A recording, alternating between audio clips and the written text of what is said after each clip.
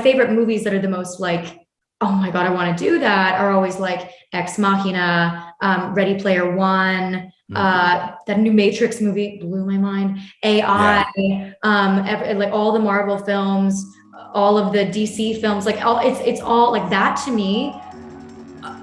I will never get my fill of that. Big Nate comes out on February 17th on Paramount Plus. So I want to ask you this first. What made you want to be part of this project? Well, our wonderful creators came to me at the top of 2020, and they said, do you know about this property? Do you know how beloved it is? Would you look into it? And if you respond to it, would you be interested in playing Ellen?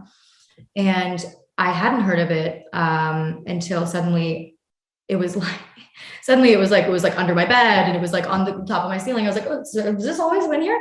Like Big Nate is everywhere and people love it. And it's got such a following and such a devotion that I was kind of shocked that I hadn't heard of it, but also not really, because I'm very, very off the grid and unplugged in a bad way. But I was so excited because in my opinion, these days, there's so much being created that like the best stuff is only ever the fan chosen things. Like it's never like what you are constantly hearing about being publicized. It's always grassroots. It's like it springs out of nowhere to you, and like suddenly it's been around for forever. So I was really, really excited to be a part of something that has such a passionate fan base. Absolutely. And you play Ellen White, who's the older sister of Nate. Were you similar to her in any way when you were growing up, when we were attending high school? Not at all. Honestly, I think that like Ellen is very put together. Ellen is very ambitious and very organized. And I think the only things that Ellen and I have in common are kind of like the parts of Ellen that are actually just infused with me. Like a lot of Ellen throughout the season changes from being like what I thought Ellen was going to be. And then you like slowly hear her get more and more like unhinged and like kind of wild. And just the producers really gave me a lot of creative liberties.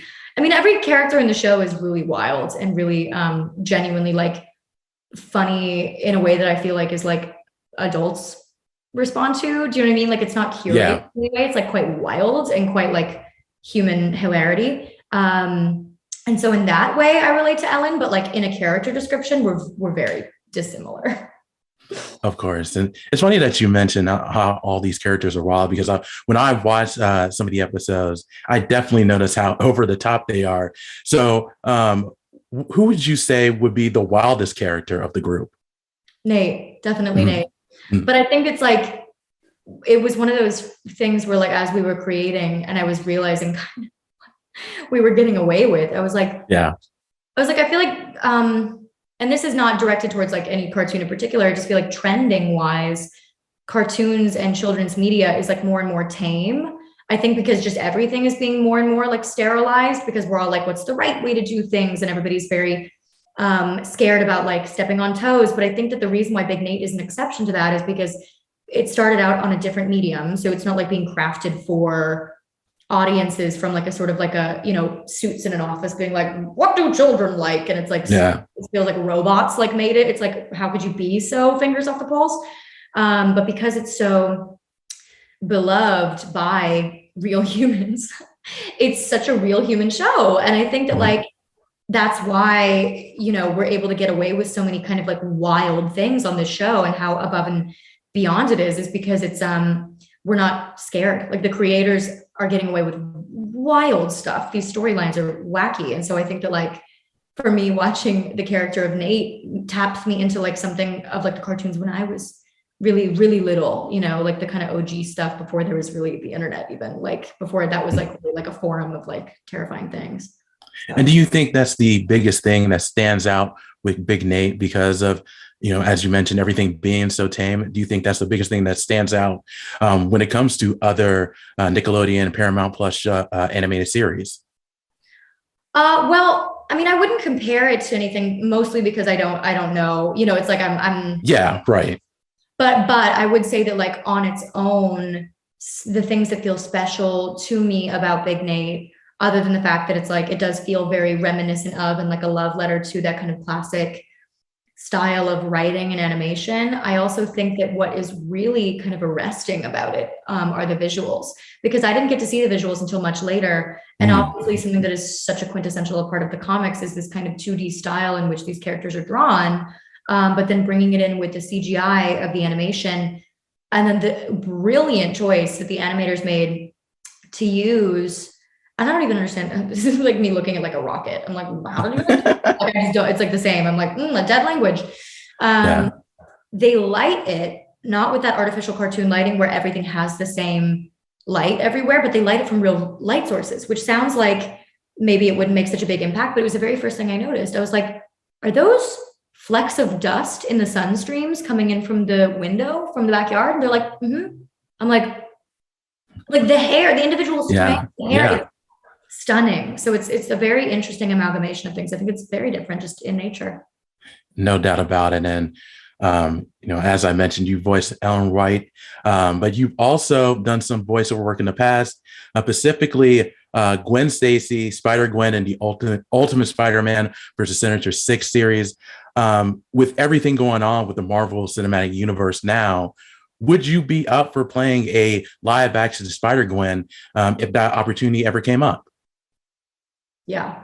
It'd be amazing if I was like, no, next question. No. I think that's the dream. I mean, my favorite genre is something that I finally have. Netflix calls it slick. That's the genre, because it's not just necessarily action or sci-fi or futurism, but it's the nexus of all three of those things. So all of my favorite movies are like my favorite movies that are like the most influential to me. Obviously, my favorite movie is Pan's Labyrinth, but my favorite movies that are the most like, oh my God, I want to do that, are always like Ex Machina, Ready Player One, that new Matrix movie blew my mind, AI, like all the Marvel films, all of the DC films, like it's all like that to me. I will never get my fill of that, even if it's something that I'm like not like, it's not exactly what it's like. That to me feeds my soul in a new way that is like nothing else does it. So I think being a part of that kind of like action, futurism, heightened reality world is like my bread and butter for sure. Oh, of course. And one of your future projects, you're doing a live action show of the Powerpuff Girls. I think it's called Powerpuff. How's that been? What information can you give us now? And how has it been reuniting with Chloe Bennet, who you worked on in Agents of S.H.I.E.L.D.? So Powerpuff was and is really fun. It's a huge property, obviously. And I was very intrigued by their treatment of it. Obviously, we have Diablo Cody, who is a predominantly cult, indie film writer who has this very off the wall, kind of like inappropriate, like comedy especially for something through this lens, which was like a really interesting crossover that I was very switched on by. And then, it's a superhero property, but with this kind of like weird, it's not straight up superhero, right? Like it's not like just the Flash. It's like, it's got a sort of a strange off kilter. Even the cartoon when I was younger, I watched it back obviously recently, and it's like, this is wild that you guys were allowed to get away with this. Like down to like the character of him and like the professor. It's like, it's really kind of off the wall stuff. So bringing that into a real life world and then putting Diablo Cody at the helm and then putting the girls in their mid-20s and Bubbles is, I can't give too much away. I'm talking about it. Of course. It was like so fun to be like, I have like shots on my phone that I wish I could show you that were like crazy expensive crane shots of like tiny me and like Bubbles lore and my stupid pigtails and like ice breath from like 9 stories away with like the perspective of some massive machine monster, like that is just my dream. So right now we're working on reworking the pilot and sort of making it into our dream project before we go back in and like officially go on the series. But oh my God, it's just so that's awesome. Looking forward to it. That's it for me, Dub. Thank you so much for your time. I really do appreciate it. Congratulations on Big Nate and continued success to you. Bryce, Arnie, Daniel, how are you? Good. How about yourself? Fantastic. Doing pretty good, thank you. So I wanted to ask you guys this first, and this is for all of you.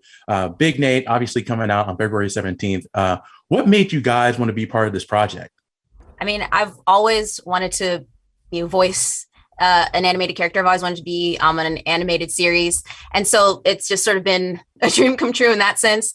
And also, as a kid, watching cartoons and seeing a character that looked like me that I could relate to, and that had such a positive impact on me. And so now I get to play a character that looks like me and that I can relate to, and that is really cool that I can be that for those who are watching this show. Representation is just really important, and I am very happy to be in a position where I can do that. Outside of just having a love of cartoons and animation, once I saw the audition and I saw the description and role of Francis, I was like, yep, no, that one, that's the one I have to audition for. I just felt so strongly connected to the character, the rule follower, the one who's like, guys, maybe a safer option. And so just really what drew me to him. Mm-hmm. Yeah, me outside of, just needing to work to eat, I would definitely say with this, I would say that, some of the biggest things is the cast, of just how well we all get along. The leadership, Mitch Watson is the director. He lets us improvise with each other and have fun, and he's open to our ideas. And then kind of going off of what Bryce is saying, on camera, I don't get to play a ton of Hispanic characters, even though I'm Hispanic. But with this, I'm so happy I get to express my Hispanic heritage, and it. I'm even using a voice that was inspired from my childhood, from my dad, where we'd always play fight and he'd be like, "No me pegue, no me pegue," and it feels great to get to represent a part of me that I see myself always as and I guess just have fun with friends. Absolutely. And Arnie, I wanted to ask you this. You mentioned you played Teddy Ortiz. How would you describe that character? Because in some ways, I think he's kind of like Nate, but not really. Hey, that's a great question, because and I really love their relationship. One, Ben and I, who plays Nate, we're friends in real life. We've been friends for over a decade, and we hang out. We call each other after every episode. And their friendship feels like the most realistic. It feels like a very realistic friendship of where when you have a best friend, you start picking up on their traits and their habits. You guys are kind of close to each other, because he and I are just partners in crime. I think though Nate is more of the caretaker and has a view for everybody, and I think Teddy likes to help everyone out if he can, but his number one person he's looking out for is himself. And in that fun kind of almost Bugs Bunny kind of way, where you're like, oh man, I'm out of here. Yeah, so absolutely. And Daniel, you mentioned you played Francis, and plays the straight and narrow, doesn't really get into trouble. But would you say he's the smartest one of the group?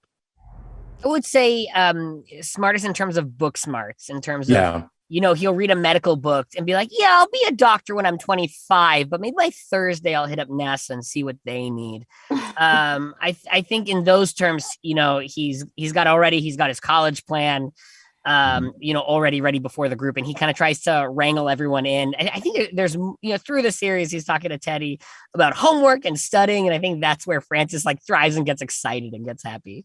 Of course. And Bryce, you mentioned you play Dee Dee, who you playing a character that looks like you, but what are some of the qualities that Dee Dee has that you have that are similar? Dee Dee is very passionate about performing arts and about theater. She is a budding thespian. That's how I always describe her. She is an aspiring actor, and she is it's her pride, joy, and number one passion. And for me, I've always been passionate about musical theater and performing arts as well. And so just right off the bat, I was like, oh, is this some version of me? Just I'd say a more extroverted version of me. She's more outgoing than I was at that age, for sure. But at the core of what she loves is very much, what I love at my core. And so that's exciting to play. And, she's hopping in and out of character all the time on the show. And that's really fun to play because she's very method. And so when she's helping her friends, get out of trouble or, whatever it may be, she relies on characters that she's portrayed, and she draws from that experience to help her out in real life. And I'm in the opposite end of the spectrum. I am drawing from my actual real life to play a character. And so she's just sort of like figuring out who she is through her character work. And that's interesting to see, this kid walk through life and find herself by hopping in and out of, in episode 1, we have a lot of different costumes for Dee Dee already. And they're just going to be more and more. And so, yeah, that's been cool to tap into. That's awesome. And Arnie, I wanted to ask you this. You've done a lot of voiceover work in the past. Is that something you always wanted to do when you were growing up? Yes. 6 years old. I was sitting here over at the Taby's house next door to us. I don't know why we were visiting the neighbors, but I was watching a cartoon. My dad came over, changed it to the news. I was like, hey, I'm watching that. He's like, it's just a stupid cartoon. You'll grow out of them. And I'm like, I never will. And it took me 31 years to get my revenge. Daniel, the same question. You've done a lot of voiceover work as well. Was that something that was always a passion of yours? Yeah. It was so funny when I had kind of a similar experience to Arnie. I think I was like 9 or 10 years old, and I was watching Yogi Bear, and just out of nowhere, I had a thought bubble of, I want to do that. That sounds right. And here I am. I got very, very lucky. The rest is history. Rest is history. That's right. And Bryce, you've done a lot more live action work, sitcoms, and one of the things I remember you from is from Fuller House. And what I wanted to ask you about that is, oh yeah, of course. But I wanted to ask you, that cast is so tight knit, and then with the loss of Bob Saget, that's been very emotional for everyone. So, did you get a chance to meet Bob Saget? And if you did, how was he, and how was the rest of the cast? I actually did not get a chance to meet Bob Saget, unfortunately, but the episode that I did was directed by 𝐿𝐴𝐻, who is Uncle Joey. And so I got to meet and work with him. I also got to meet John Stamos. He was just there on a whim to just, he wasn't in the episode that day, but he was just on set. So that was cool. And he was very gracious. And then of course, all of the main cast. And I grew up watching Full House. So it was really surreal to be on the show. And it was my first television gig and a live studio audience. And so there's the nostalgia of seeing this cast that I grew up watching. And then, there's an audience. The audience felt familiar to me because I come from musical theater. I have a BFA in musical theater, and that's where I am pretty comfortable. And so I was like, okay, you're on stage, this is just, you're performing and it's a live show. And so it ended up being really fun. The energy was great. And they were all so gracious and kind. And they truly are a family.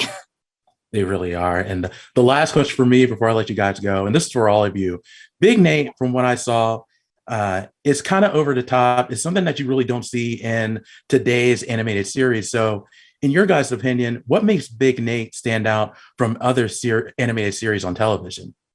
I mean, right off the bat, the animation style, I'd say. Yeah. It's the lighting, how the lighting comes in. It almost, if it was a film, it would almost be an indie film that then I would say has these big comedic moments. Because I really love how that grounds the show still, and it feels real when you're at PS38 and it's dirty and there's gum and rats, It feels like this grimy realness, but then it's juxtaposed to this, big over the top comedy.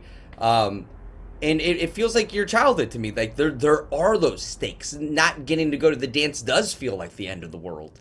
And I feel like it portrays that well. Definitely. Absolutely. It really does. Hey, guys, thank you so much for your time. I really do appreciate it. Congratulations on Big Nate, and continued success to all of you.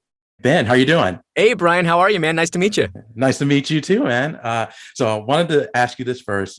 Obviously Big Nate's coming out on February 17th, but what made you want to be part of this project? Well, I mean, certainly any job you get as an actor, especially in the middle of a pandemic, is a win. Yeah. But This one for me really stands out because I see so much of myself in Nate. You know, I grew up in 6th grade drawing and doodling, and Nate literally is an artist. He draws on the show.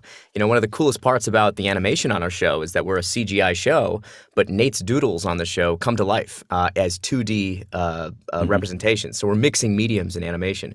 So I see a lot of myself in Nate, which obviously, you know, makes this an extra special project. And I think if you spoke to any actor on our show, they would say we're all basically playing elevated versions of ourselves.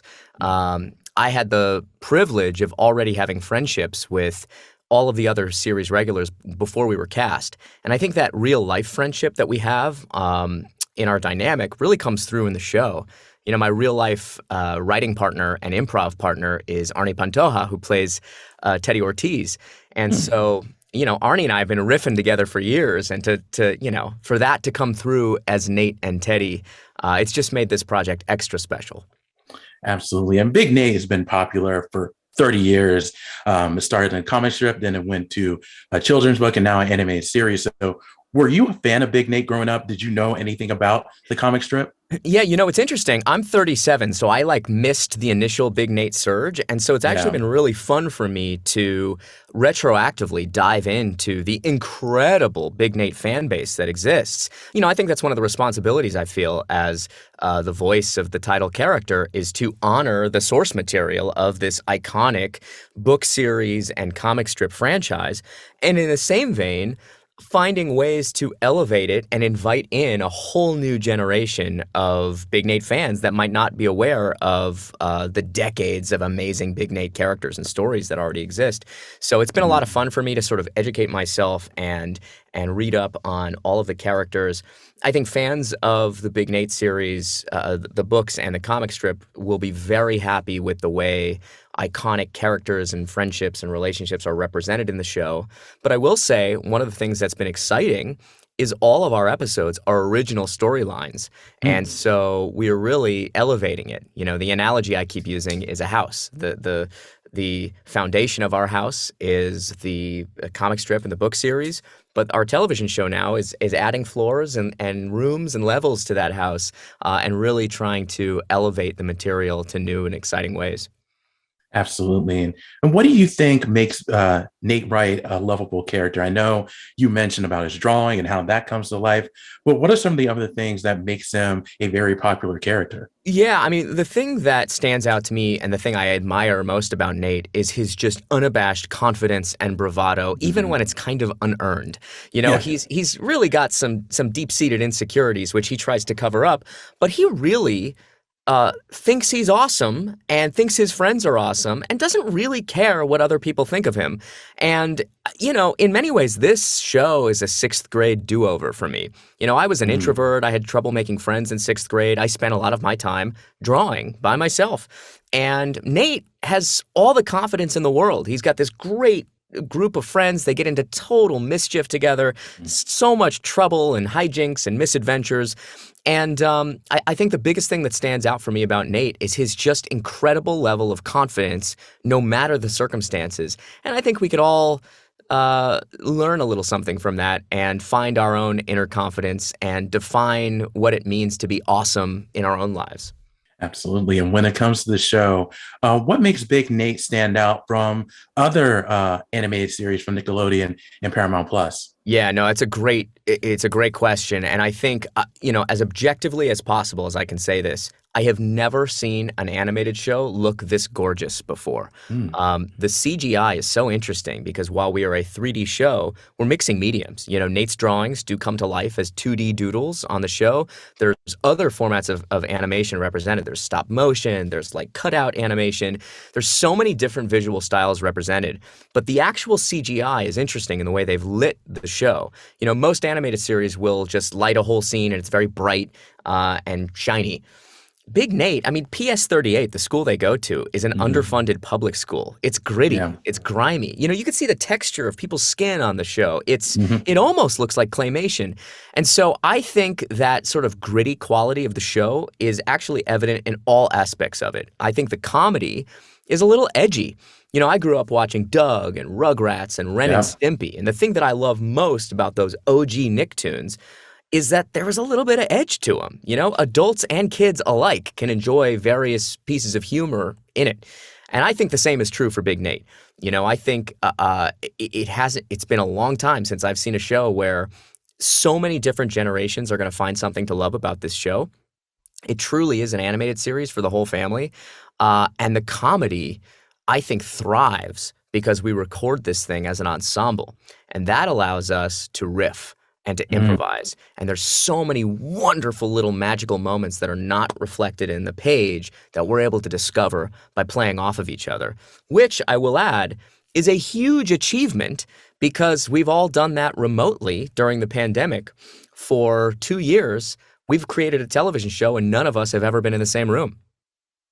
Wow. Yeah, that's pretty awesome. Yeah, that is really awesome. But just a couple questions left for me before I let you go is you've done a lot of voiceover work. You've done a lot of work for Nickelodeon. Did you ever think growing up that you would be doing a bunch of projects for Nickelodeon? Because as you mentioned, you've grown up watching the network. Did you ever think it would be doing this many projects for Nickelodeon? You know, it's really been a dream. I grew up, you know, with my little sister watching, you know, basically everything on Nickelodeon. And so obviously my on-camera work with them has really strengthened my relationship with the network. I've played the toddler on Henry Danger and Danger Force for almost 10 years, which is crazy to say out loud. It's been a dream come true. You know, I grew up on the stage. I love theater. Certainly when you work for a kids television network, you get to be a little broader with your performances, and I think that's been a lot of fun.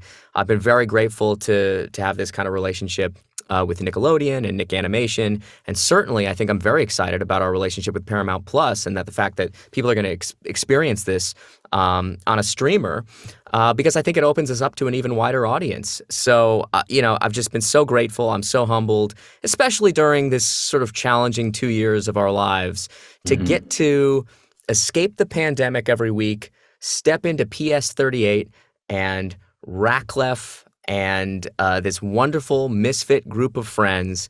It's been a dream come true, and I get to do it with my real life friends. And I think those friendships that are very authentic are authentically represented on the show as well. Absolutely. And that leads into my last question. What are some of the goals you have moving forward when it comes to your career? Where do you see yourself in the next 5 to 10 years? Yeah, it's a great question. You know, I certainly, I'm always first and foremost an actor, but I would love to create a show and, you know, be a showrunner.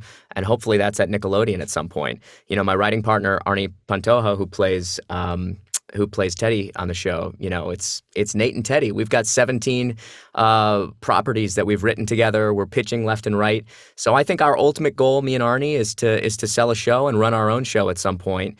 And certainly I hope that there's a potential for that at some point with Nickelodeon. Yeah, that would be awesome if it does happen. So, Ben, thank you so much for your time. I really do appreciate it. Congratulations on Big Nate and continued success to you.